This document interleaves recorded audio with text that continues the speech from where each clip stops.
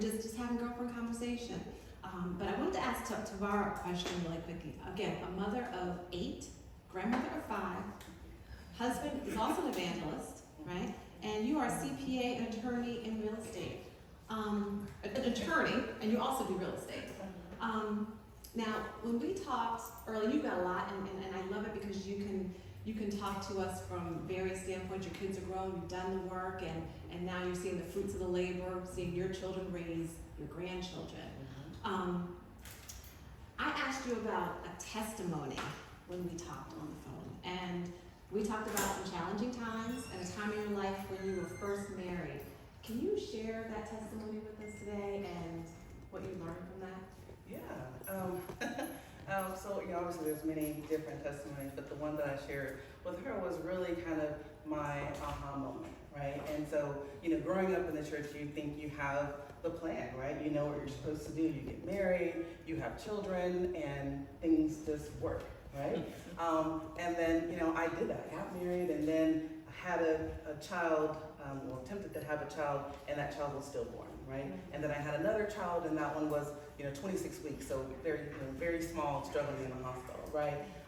And then, another child, and that one passed, right? And so you're like, okay, Lord, wait. I did everything that you asked me to do, I waited, I got married, had kids, what's going on, right? And so you just have that battle, and then you realize that God is really a great father, right? He will give you things even if it's not what he wants you to have, right? Because you begged him for it, right? Lord, I want. Lord, I need, right? And so, in the middle of all that, finally had children, had a failed marriage. So once again, okay, Lord, now what, right? And it was in that time when I just kind of said, all right, Lord, I've done it my way. What do you want me to do? And in that moment, it's literally like I heard God say, finally. Lord, I wanted to give you all of this stuff, but you wanted A, B, and C, so I gave you that. But let me show you what you're worth.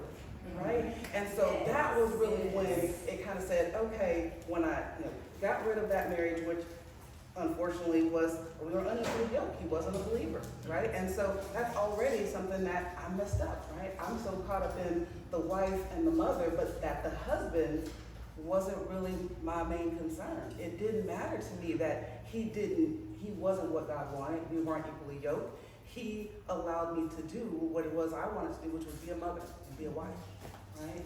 And so when I put all that down and listen to God, man, the glory, the abundance that he had, everything that we had, every license that I have now, every degree that I hold now, I really had it after that moment, right? Because that was when I let God actually guide me to where he wanted me to be. And even, when I went into career, I still was able to focus on being a mother. Praise God, I had a job that, yes, look, I'm not going to be there 8 o'clock in the morning. That's just not me. Why? Because I'm getting my kids ready and I'm doing everything. Now, I'll be late getting there, but I promise you I'll also be the last one to leave. Because I will meet your objective my way. And that's how I was able to be very fruitful in my career, is that I stopped trying to be what everybody else wanted me to be, what I thought I should be, and this became what God had for me. So that's really the testimony that I shared with her, was that, my whole goal in life was to be a mother and a wife, because my grandmother raised me and she was excellent at being a mother and a wife, but God has so much more. Amen. Amen.